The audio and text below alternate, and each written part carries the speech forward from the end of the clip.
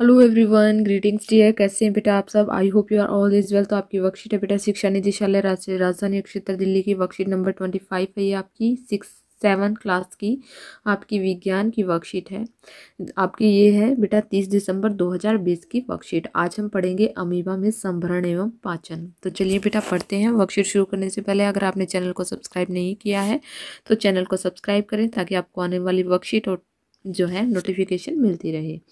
तो आज कक्षा में विज्ञान विषय की अध्यापिका भारती ने छात्रों से पूछा कि क्या आप किसी ऐसे जीव का नाम जानते हैं जो मुंह एवं पाचन के बिना भी भोजन को पचाता है।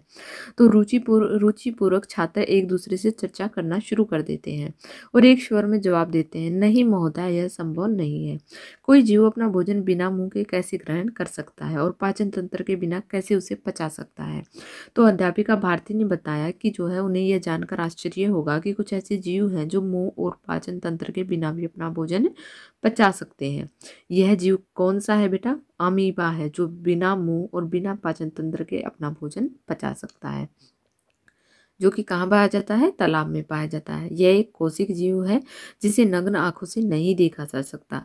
अमीबा की कोशिका में एक कोशिका झिल्ली होती है। क्या होती है बेटा? अमीबा की कोशिका में एक कोशिका झिल्ली होती है। वो क्या करती है कि वह कोशिका द्रव्य में बुलबुले के समान अनेक धानियां होती हैं। वह कोशिका द्रव्य में बुलबुले के समान अनेक धानियां होती हैं। आगे देखिए बेटा क्या दिया गया है कि जो है कोशिका अमीबा की विशेषताएं बताई गई हैं। जो अमीबा होता है उसकी विशेषताएं बताई गई हैं, जो कि बिना मोर बिना पाचन तंत्र के अपना भोजन पचा सकता है। तो देखिए क्या विशेषताएं हैं इसकी। एक तो ये कि अमीबा की जो कोशिका में एक कोशिका झिल्ली होती है, कोशिका में एक गोल सघन केंद्र होता है और जो है कोशिका द्रव में बुलबुले के समान अनेक धानियां होती हैं। देखिए ऐसे ये मान लिया ये क्या है बेटा? ये अमीबा है। इसमें क्या होती है? ऐसी छोटी छोटी छोटी छोटी जो है धानियां होती हैं। क्या होती हैं? धानियां होती हैं। ऐसे इन्हीं के द्वारा वो सांस लेता है, इन्हीं के द्वारा पाचन करता है, इन्हीं के द्वारा भोजन ग्रहण करता है। इन्हें क्या होता है बेटा? अमीबा को नग्न आंखों से नहीं देखा जा सकता है। यह निरंतर अपनी आकृति व स्थिति में बदलाव करता रहता है। थोड़ा थोड़ा सा ऐसे होता है बेटा, जैसे काई होती है ना, थोड़ा सा ऐसे होता है।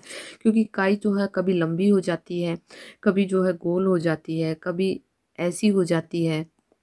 तो काई का भी रूप बदलता रहता है।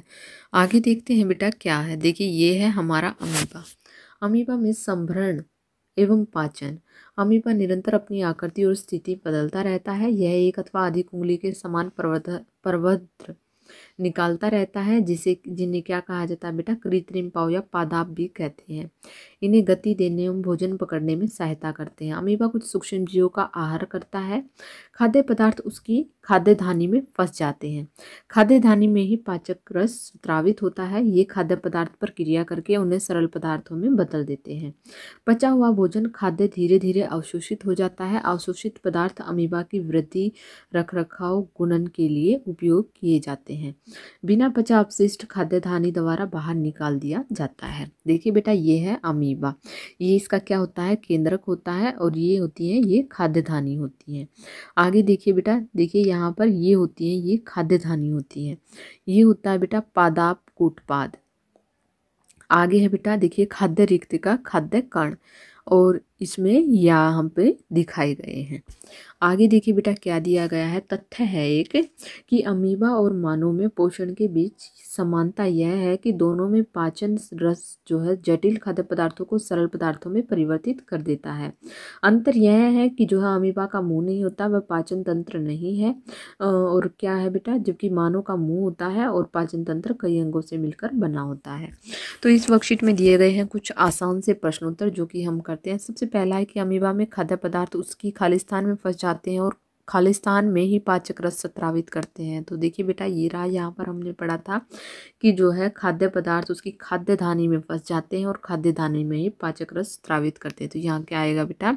यहाँ पर हम लिखेंगे खाद्य धानी। क्या लिखेंगे? खाद्य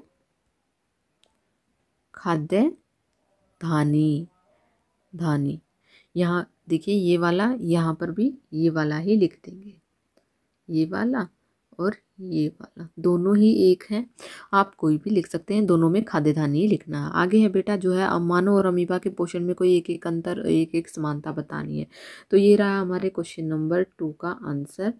हम जो है यहाँ से इसको यहाँ तक लिख देंगे।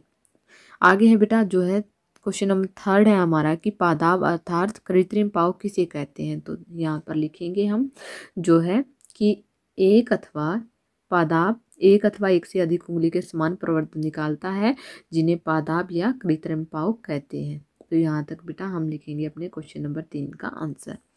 तो यहाँ पर होती है आपकी वर्कशीट कंप्लीट। आई होप आपको समझ में आ गई होगी। अगर आपको वीडियो अच्छी लगी तो प्लीज़ लाइक शेयर सब्सक्राइब करना ना